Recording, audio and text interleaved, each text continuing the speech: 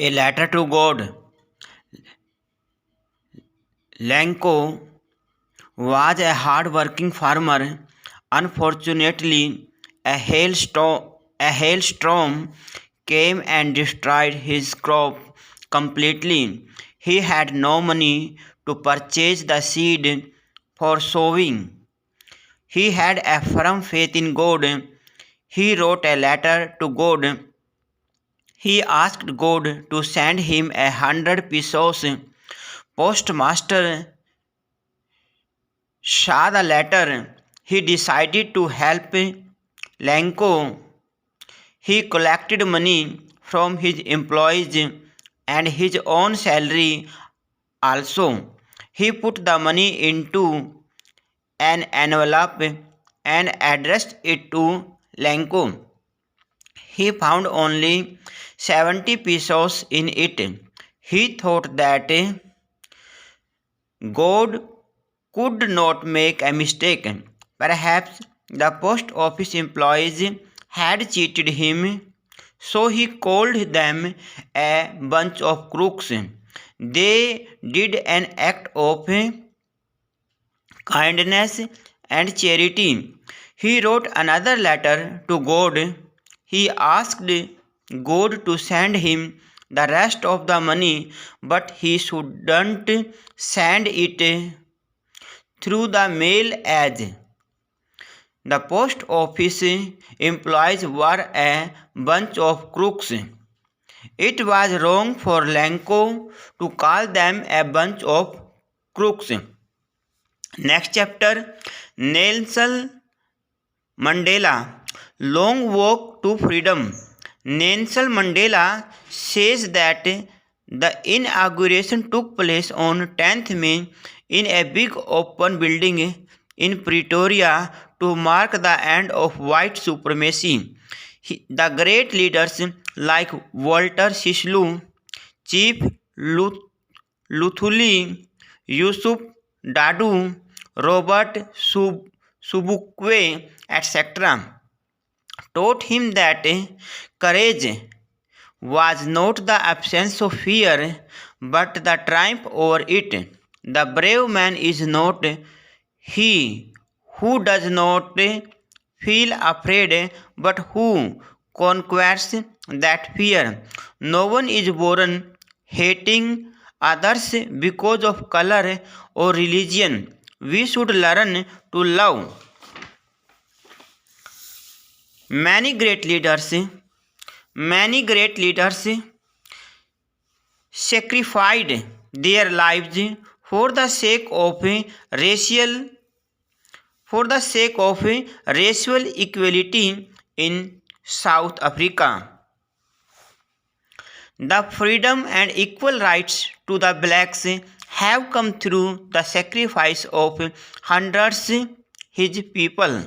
The policy of apartheid greatly wounded his people. It would take many years to heal those wounds. He talks about twins obligations. The first is the obligation to his family, to his parents, to his wife and children. The second is the obligation to his people, his community, and his country. He was isolated from his family as well as society, but later he devoted his life to the freedom of his people from slavery. When the ceremony began, Mr. De Klerk was sworn in as second deputy president. Mr. Thabo Mbeki was sworn in as first deputy president. Nelson Mandela was sworn as president of South Africa. Chapter: His first flight. This story is about a young seagull. The time had come when he should fly like his parents, brothers, and sisters. He was afraid to fly. They left him alone on the ledge. They threatened him that he would starve The seagull was very hungry. When he saw his mother bringing food in her beak, he dived towards her. But he fell from the brink of the ledge, or he screamed with fear, but his fear lasted only for a moment. The next moment, he felt that his wings spread outwards. He was flying. He screamed with joy. The seagull also came down with his family. When he tried to land, his legs sank into the sea. He cried. He cried with fear, but his belly touched the water. He did not drown. He started floating on the surface of sea. Thus, the seagull made the first flight of his life. When he took courage, they gave him pieces of a fish to eat. This story conveys the message that we learn by taking courage and not by sitting idle. Next lesson, the Black Aeroplane. The Black Aeroplane is an interesting story. Frederick Forsyth is a pilot. One day he was returning from France in his Dakota aeroplane. He was going to England. He was 150 kilometers from Paris. Suddenly he saw huge black mountain clouds before him. He hoped to spend his holiday with his family. It was 1:30 in the morning. He found that his compass had ceased to work. His radio had stopped working. He had not much fuel in his plane, so he could not fly around the clouds. He decided to take risk and flew his aeroplane straight into the clouds. Suddenly he saw a black aeroplane near him. The writer's life was in danger. The black aeroplane pilot gestured him to follow him. The writer followed him like an obedient child. The fuel in his plane could last only 5 or 10 minutes. He landed his plane safely, but when he looked back, he did not find the black aeroplane anywhere. The woman at the control tower told him that there had been no other plane that night. Then, who saved the writer's life? The writer had no answer. Next chapter. From the diary of Anne Frank. Anne Frank was a young Jewish girl. She was 13 years old. He had about 30 friends, loving parents, aunts, uncles, and an elder sister. But she was not intimate with anyone. She could talk to them about common everyday matters. She could not express her inner feeling to them. She wanted a patient listener with a sympathetic heart.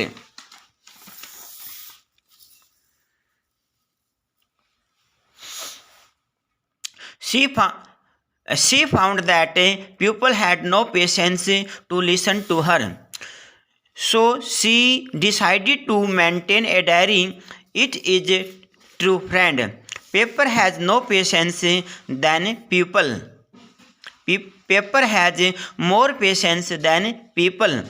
She named this friend Kitty. The first entry that she made in the diary was dated 20th June 1942. He was in the habit of talking in the class.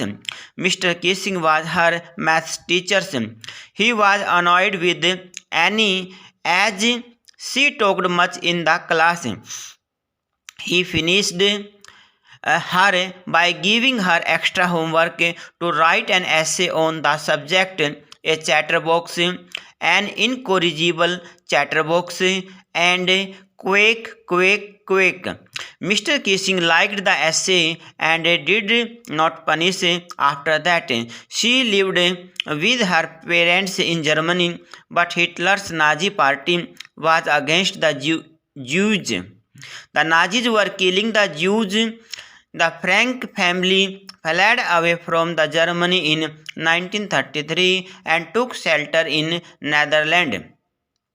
Germany attacked on Netherlands and captured them. They hid there 25 months in the upper floor. They were arrested. Annie, her sister Margot, and her mother soon died in the concentration camp. Her father survived and published part of Annie's diary. The time of the declaration of the annual result was coming closer. The students were nervous. Annie and her friends Jean laughed heartily. Their classmates Cian and Jacques had staked their entire holidays who would pass and who would not.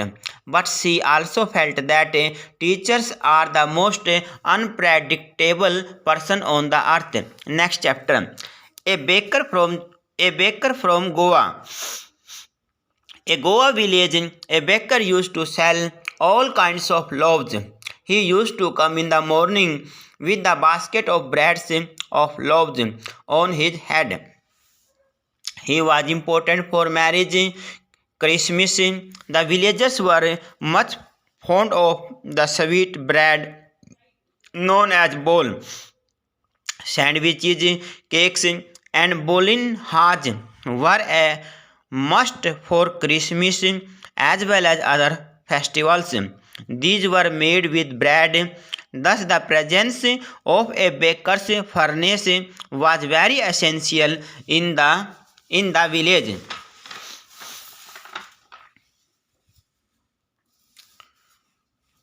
Very essential in the village. The bread seller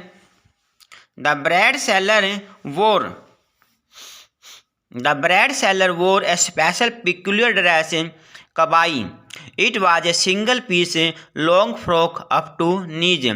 During narrator's childhood, bakers wore trousers which were shorter than full length and longer than half pants. It was a dress like pattern. He made a musical entry on the scene with the zang zang of his bamboo stick. The baker usually collected his bills at the end of the month. Baker looked always happy, and it was indeed a profitable profession in the old days. He had a plump physique. Next chapter, Coorg. Coorg is situated in Karnataka, midway between Mysore and the coastal town of Mangalore. It is a home of evergreen rainforests, spices, coffee plantations. The river Kaveri flows through Coorg. Big elephants are also found there. Birds, bees, and butterflies are there to give the visitors company. The climb to the Brahmgiri hill bring into a panoramic view of the entire misty landscape of Coorg. The people of Coorg are independent and brave. They are Greek and Arabic descents. According to a story, a part of Alexander's army did not return and were settled here. They married among the locals. This culture can be seen in the martial traditions, marriage, and religious customs. And another theory, Coorg people originated from the Arabs. It is evidence from a long black coat worn by the people. It is like the khufia worn by the Arabs. Coorgi homes have a tradition of hospitality. Coorg regiment is one of the most decorated in the Indian Army The first chief of the Indian Army, General Cariappa, was a Kurgi. Kodavas are the only people in India who are allowed to carry firearms without a license.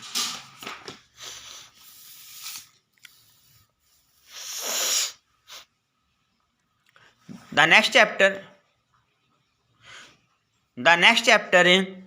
Tea from Assam. Pranjal belonged to Assam. Rajveer was his classmate in a school in Delhi. Pranjal's father was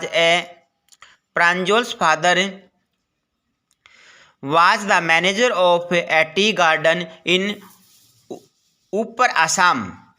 Pranjal invited him to visit to Assam in a train during the summer vacation. When the train stopped on the way at the station, a vendor called garam chai. They took tea and started sipping it. Rajveer told Pranjal that over 8 crore cups of tea are drunk every day throughout the world. There was a beautiful scenery outside. There were tea bushes everywhere. Rajveer was fascinated by the magnificent view of tea gardens. According to one story, a Chinese emperor discovered tea by chance. He always boiled water before drinking it. One day, a few leaves of the twigs burning under the pot fell into the water. The boiled water got a delicious flavor. It is said that they were tea leaves. Another Indian legend, Bodhidharam, an ancient Buddhist monk, fell asleep during meditations. So he cut off his eyelids. 10 tea plants grew out of the eyelids. The leaves of these plants, when put in hot water and drank, banished sleep. It is believed that tea was first drunk in China in 2700 BC. Words like chai and chini are Chinese. Tea came to Europe in the 16th century. Next chapter, Misville the Otter. Author had a pet dog, Johnny. When Johnny died, his life without a pet was lonely. In 1956, he went to southern Iraq. He had decided by then that he would keep an otter as a pet instead of a dog. His home in Scotland had much water around it. The author shared this idea with a friend. He suggested that he should take an otter from the Tigris marshes. One day, 2 Arabs brought an otter for me. An otter from me.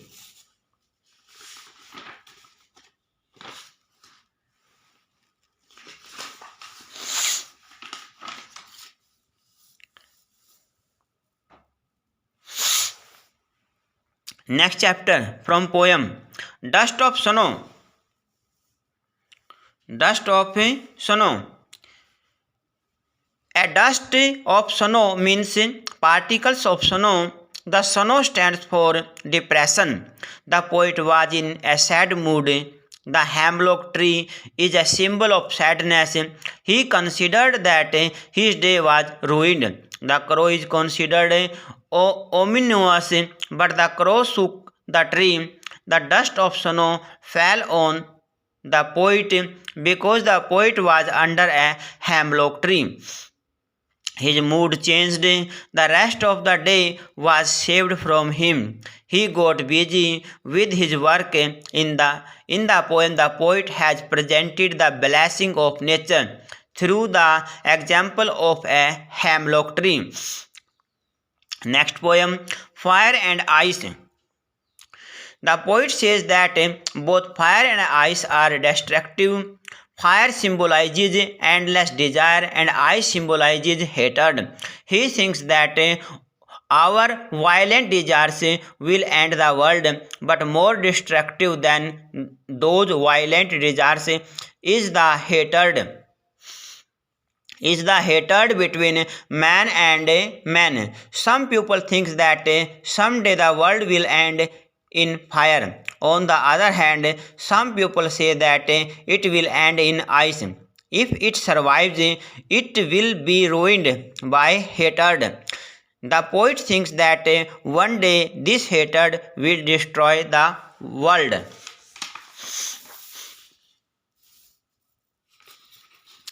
Next poem.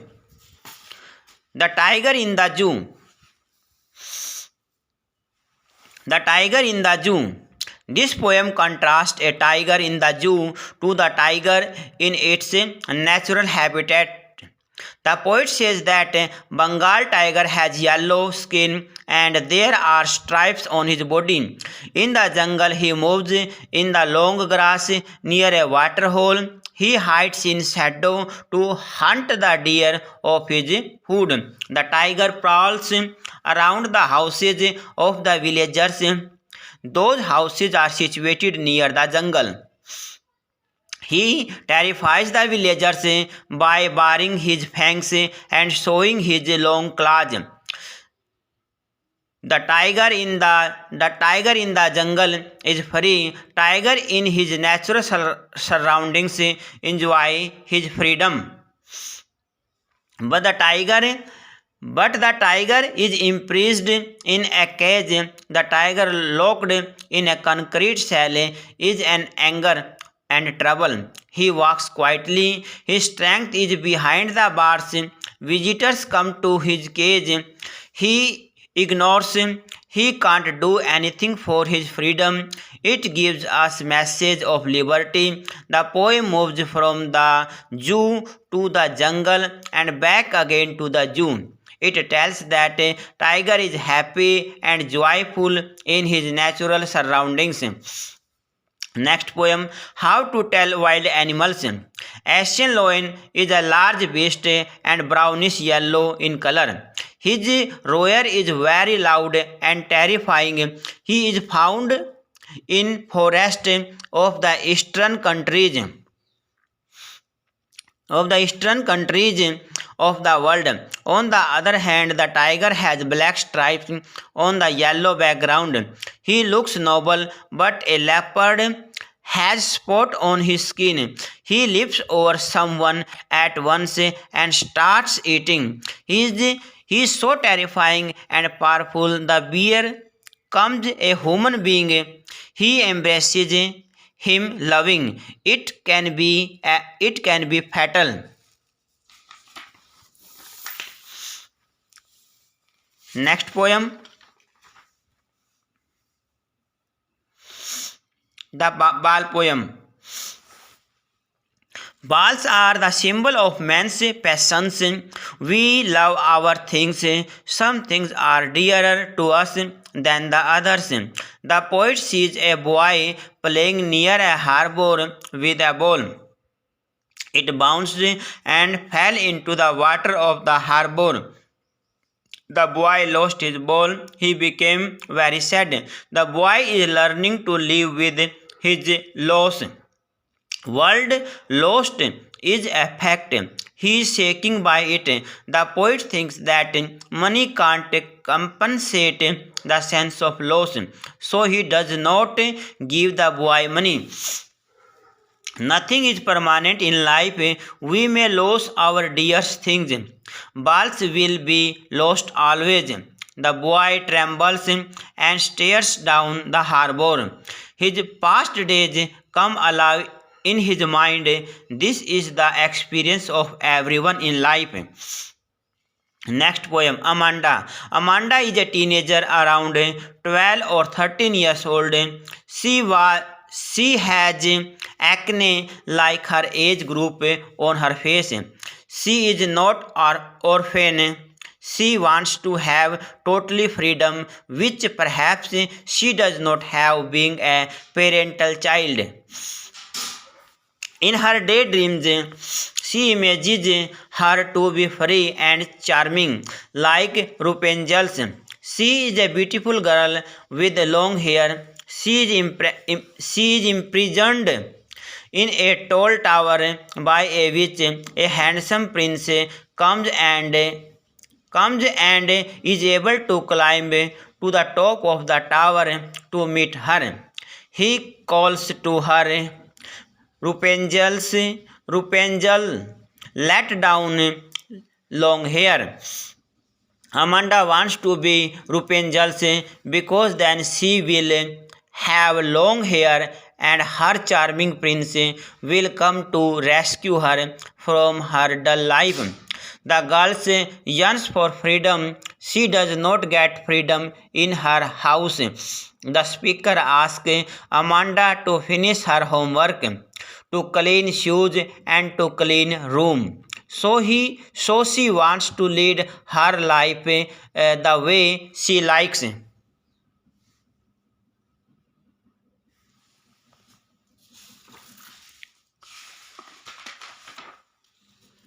Next poem,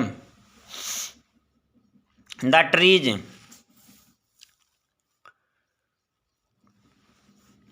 The trees. A forest cannot be without trees. The trees in the poem are only decorated plants. These are grown in the houses for beautification. This poem also brings out the idea of conflict between man and nature. The trees are moving out. Decorative plants are being taken to the veranda. These trees grow in pot and pans. So roots of these trees try to free themselves from the cracks of the veranda floor. The leaves need light, so they move toward the glass. The twigs are stiff and the boughs are like the newly discharged patient coming out of a clinic doors. Man is doing more and more harm to nature. Man's existence on this planet is in danger. The full moon is shining in the sky at the night time. The poetess feels the smell of leaves and lichens reaching inside the room. Her head is full of whispers. The next day, these whispers will be silent.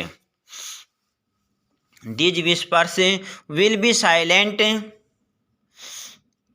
Thus, it becomes the foremost duty of every citizen to work for the protection of environment. Next poem, Fog.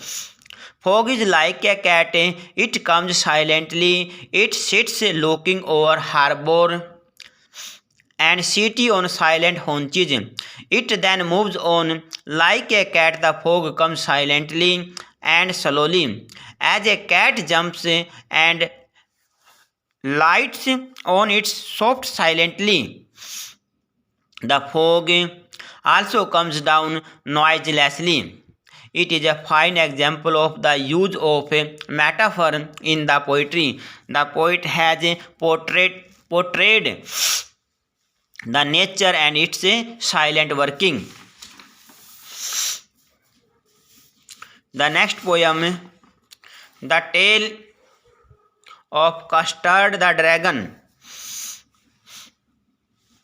Belinda lived in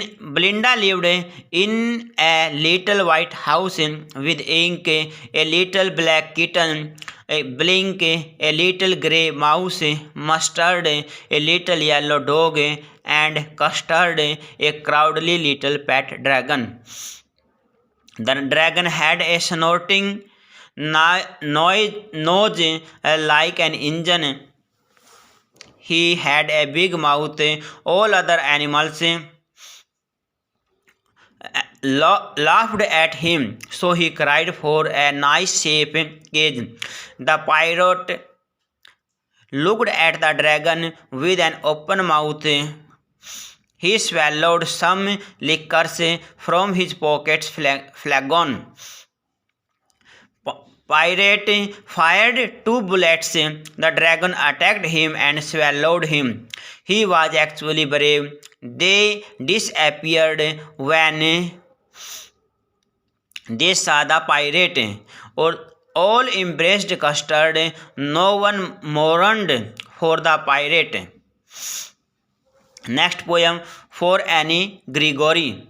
A lover who loves the yellow hair of a young lady but does not like her ramparts. By great honey colored, the poet means that her hair is golden in color. The young men are thrown into despair by them because they look ugly. She says that she can dye it brown, black, or carrot. She would want to do so that her lover must love only to herself.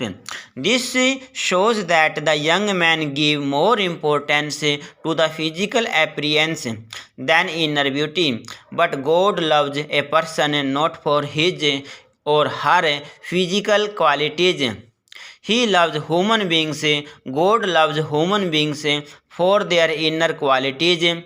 But a young woman wants to do so that her lover must love only to herself.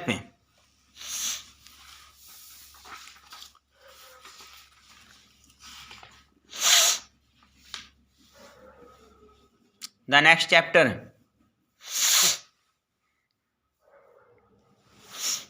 A triumph of surgery. Tricky was a small dog of Mrs. Pamphray. She was wealthy lady. She was very loving to her dog.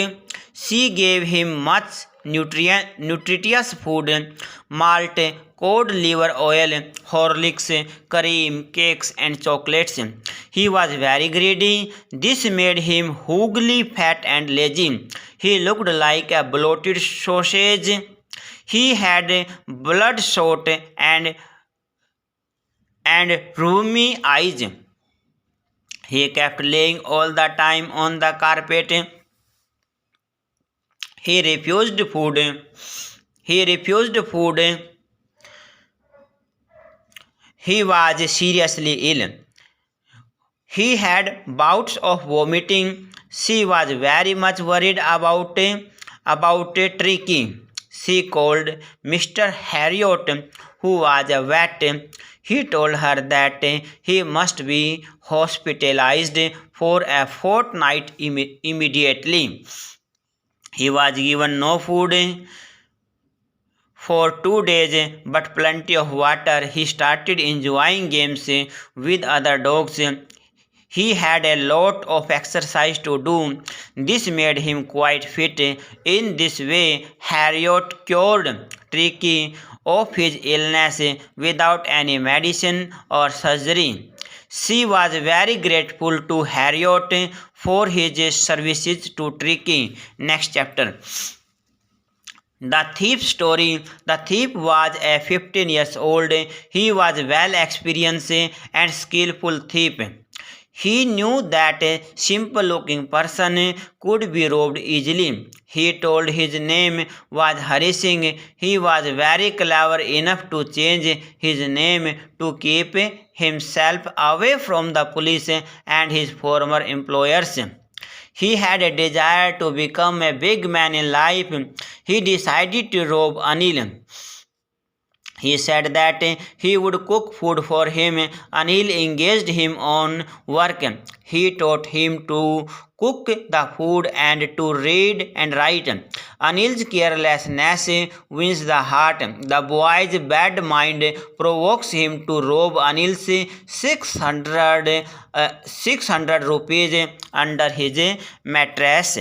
When he was fast asleep, the boy drew out the bundle of money, or he ran to the station to catch the Lucknow mail at 10:30 p.m. The train had just steamed off. Anil's confidence had awakened his conscience. He went back and placed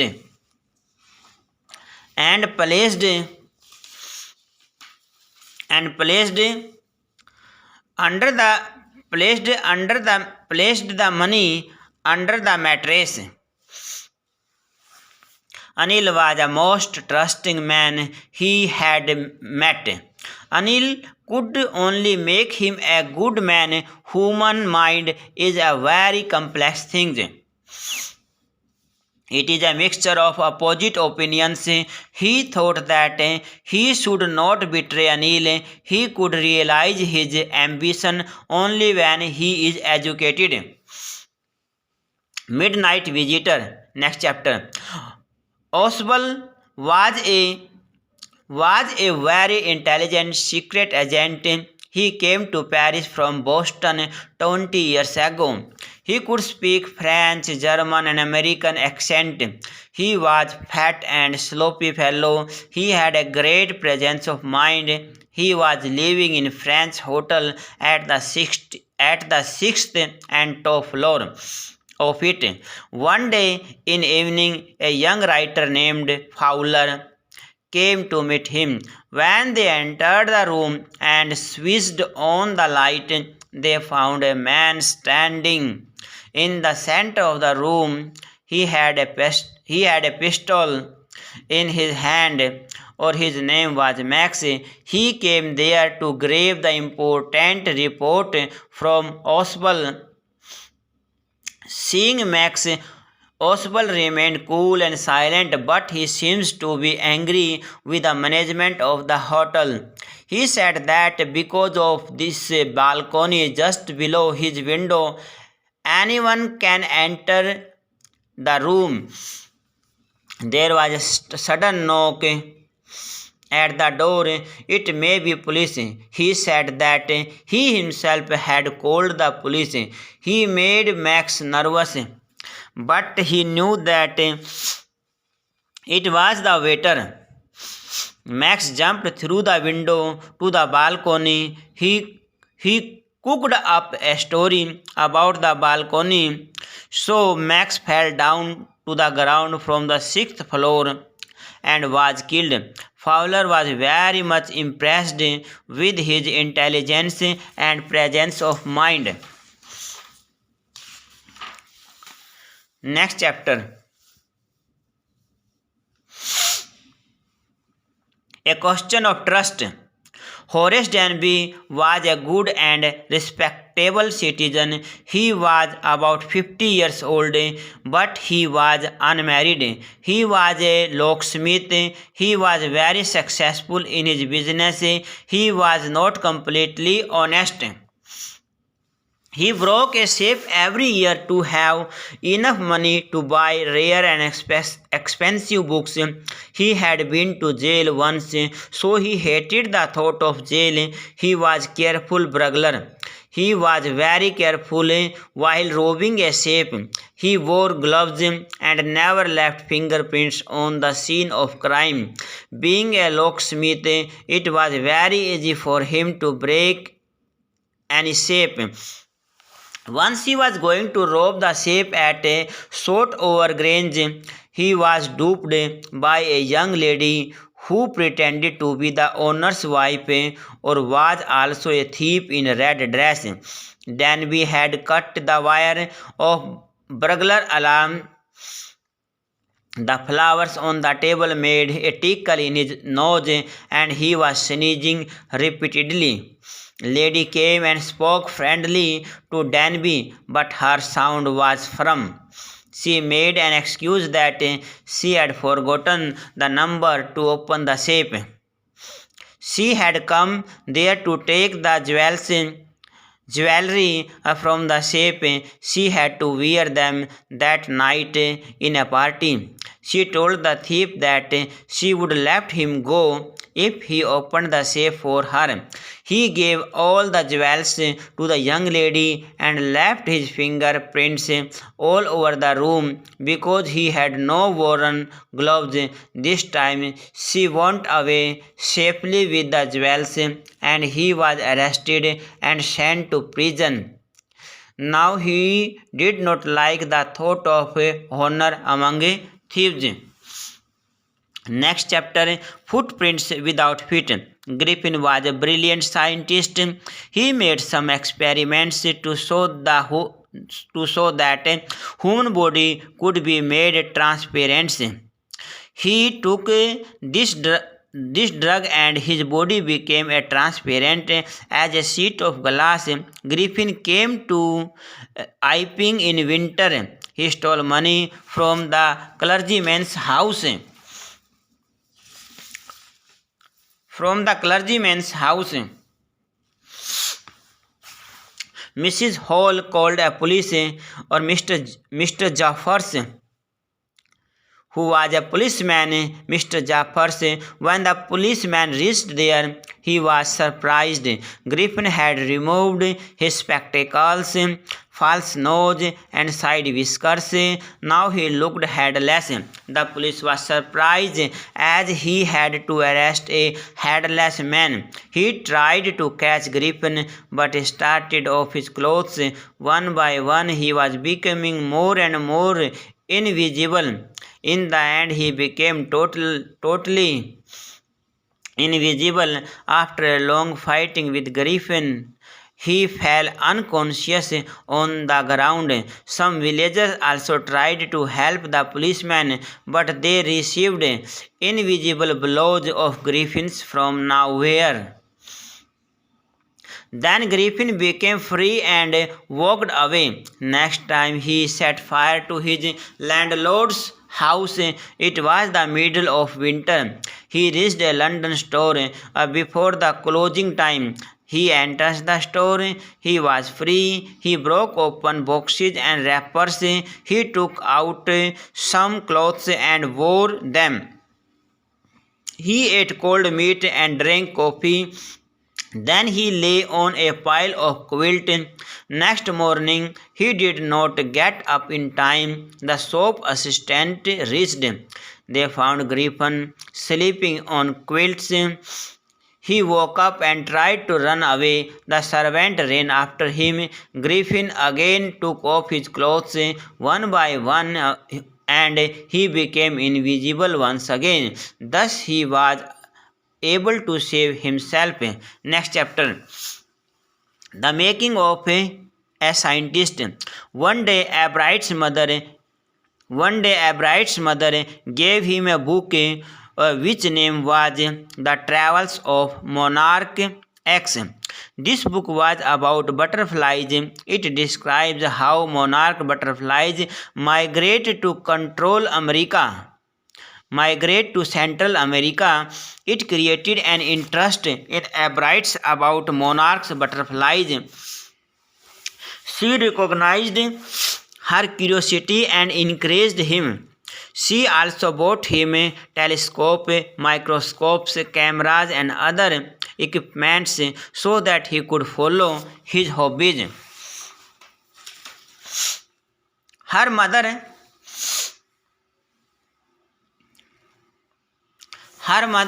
would find work for him if he had nothing to do. He had a great hunger for learning. He was a second grade. He had collected 25 species of butterflies. One day a bride was seeing the X-ray photos of the chemical structures of cells. He got the idea for his new theory about cell life. Those photos provided him the answer to one of biology's puzzles, how the cell can read the blueprints of its DNA. DNA is the substance in the nucleus of a cell that controls heredity. It is the blueprint for life. Bright and his college roommates James R. Wong drew pictures and constructed plastic models to show how it could happen. At the Harvard Medical School, Bright began experimenting to test his theory. If the theory proves correct, it will be a big step towards understanding the life process. It might also lead to new ideas for preventing some types of cancer and other diseases. Next chapter, the necklace. One evening, Mrs. Matilda Loisel's husband brought home an invitation card. They were invited to a party at the residence of the Minister of Public Instruction. Matilda went to her friend Madame Forestier's house. She borrowed a necklace of diamonds, which cost was 36,000 francs. When the Loisels realized that the necklace had been lost, it was a big blow for them. Mrs. Loisels was pretty and charming, but she was married to an ordinary clerk. She wanted to enjoy life, to live in a big house, and to serve dinner silverwares. Mrs. Loisel's dream of a rich and luxurious life. She was not happy with her life.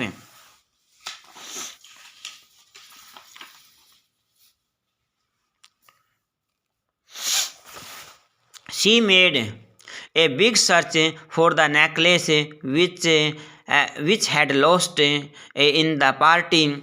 Cost of necklace was 36,000 francs. Mr. Loisel had only 18,000 francs with him. He raised a loan of 18,000 francs for purchasing the necklace. They worked hard in order to repay that debt. They changed their lodgings in order to repay that debt. They shifted to a small room. They dismissed their maid, or she did all her household work herself. She did extra work in the evening. Mr. Loisel did the work of copying manuscripts late at night. After 10 years of hard work, they were able to pay off their debt, but now she looked unattractive and an ordinary woman. The couple's life was completely changed after they had raised the loan for the necklace. One evening, after 10 years, Matilda came face to face with Mame Forestier. She was stunned how she changed so much. She told Matilda that her necklace was of false diamonds and its cost was just 500 francs. Next chapter, Bholi. Bholi's real name was Sulekha. When she was 10 months old, she fell down from the coat on her head. Some parts of her brain was damaged. Her face was permanently disfigured by pock marks when she was 2 years old. She began to speak at the age of 5 years, but she stammered. She was Ramlal's youngest daughter. She was a neglected child. Ramlal was the Nambardar of the village. Tahsildar asked him to set an example before the village by sending her daughter Bholi to school. Ramlal held Bholi's hand and asked her to go to school. Bholi did not know what a school was like. She thought that her father was turning her out of his house like their old cow Lakshmi. The teacher gave her confidence. She encouraged and inspired her to reach higher in life. She made her speak without a stammer. This was a new hope and new life for Bholi. Bholi knew that she was a burden on her parents. Her father received a marriage proposal from Bisambar. He accepted the proposal, but the bridegroom demands a dowry of 5,000 rupees. The bride's father is prepared to give him the money, but Bholi refuses to marry with a greedy person who demands dowry. The marriage does not take place. She decided to serve her old parents and her village by teaching other girls. Next chapter, The Book That Saved the Earth. This imaginary story is set in the 25th century. The Martian land in a library. They have seen the books and the library for the first time. Think Tank talks to Captain Omega, who tells him that they have arrived on Earth without incident. They are not sure where they are. Lieutenant Iota tells Think Tank that there are about 2,000 peculiar items in books. It must be some storage barn. Sergeant Whoop calls them hats. Omega asks for Think Tank's advice. They are sandwiches. They are the main food of Earth diet. Think Tank orders Omega to eat it to confirm. Omega asks Lieutenant Iota to eat it. Iota orders Sergeant Whoop to eat it. Woof bites a corner of the book. He pretends to chew and swallow and tell Think Tank that it is delicious. Omega tells Think Tank that they have pictures of Earthlings.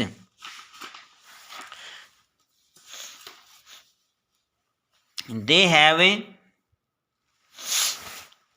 have some sort of code lines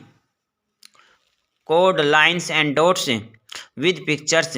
He asks him to study the pictures and decipher the code in them. Omega is looking nursing rhyme book. Earthlings have combined agriculture and mining. They grow explosive. People of the earth are intelligent and brave. Noodle says that the invasion spacecraft are ready to attack the earth. Think Tank asks Noodle to tell the invasion fleet to hold.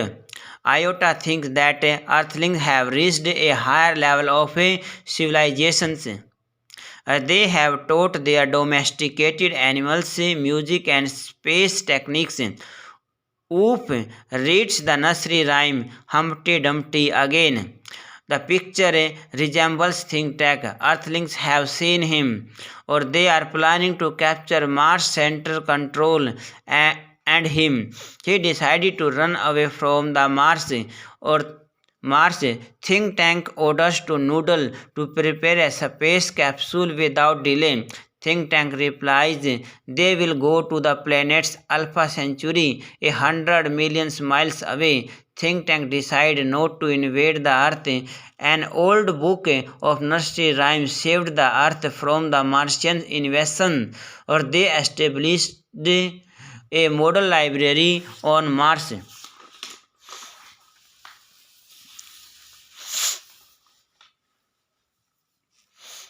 Next chapter, Mizbil the Otter.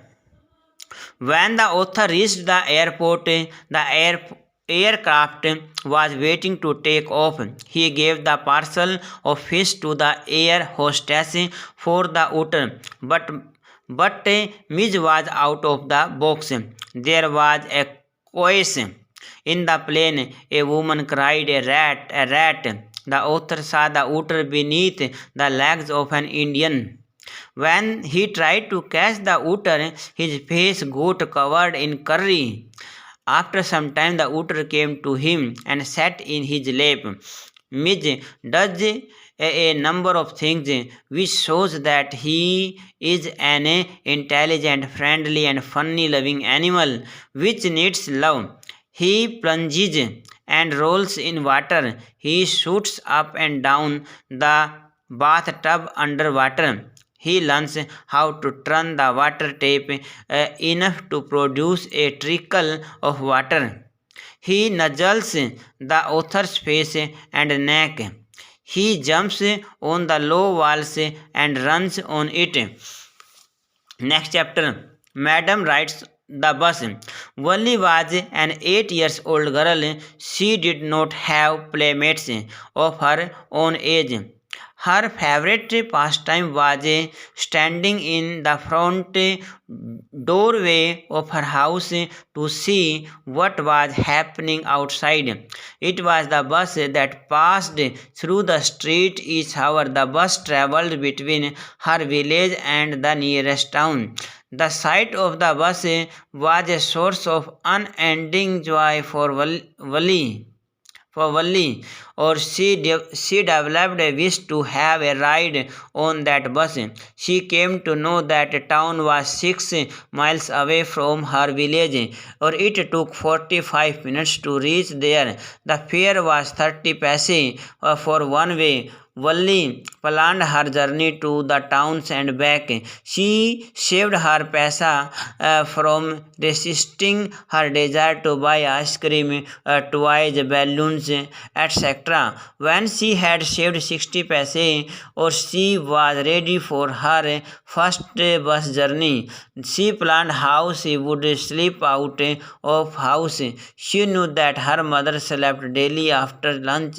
She decided to use these hours for her journey.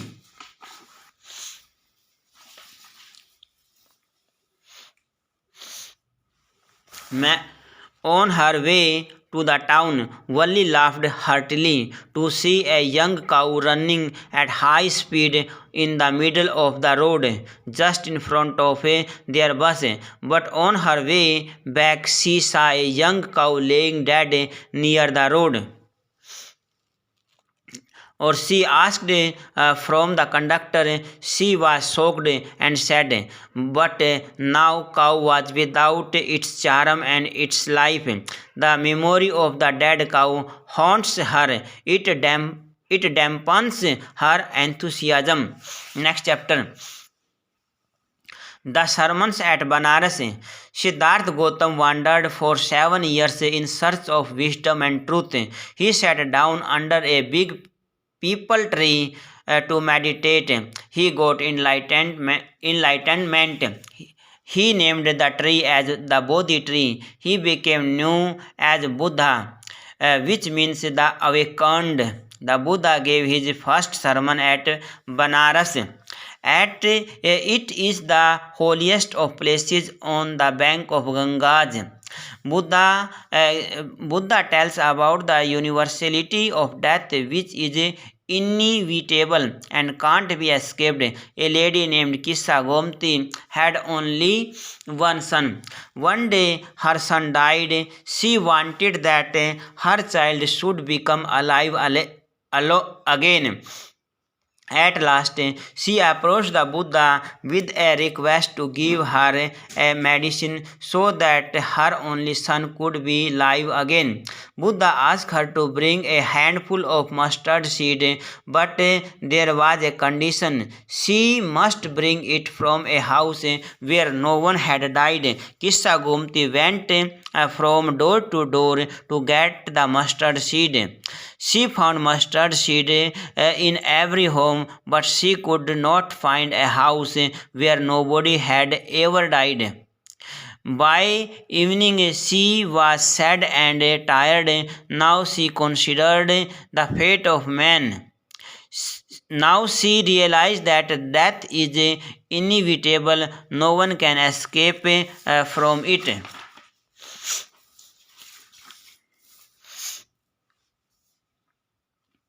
Next chapter. The proposal. One act play Proposal is full of humorous element. Characters in the play behave ridiculously. Lomov, who is hero, comes to propose to Natalia. Being a funny character, he can't talk in a straightforward manner. He starts quarreling with her over a piece of land. Lomov leaves her house in a fit of anger. He is a landlord of 35 years old who is full of vanity and pride. Natalia is 25 years old when she comes to know that he had come to propose to her. She starts weeping. She asks her father to bring him back. When he comes back, he quarrels about the superiority of his dog. Lomov faints and she again again begins to wail lest she should lose the opportunity for marriage. After some time, Lomov regains consciousness. He loses temper and starts abusing Shubukov. He also a funny character. Shubukov puts his daughter's hand in Lomov's in a foolish manner.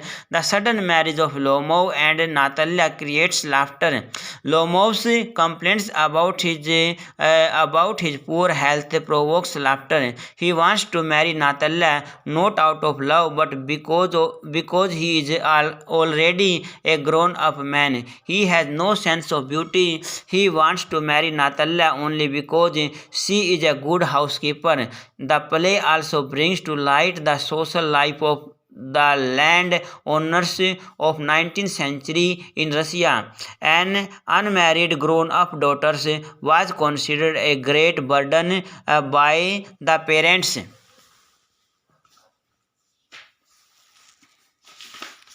Like and subscribe the channel and videos.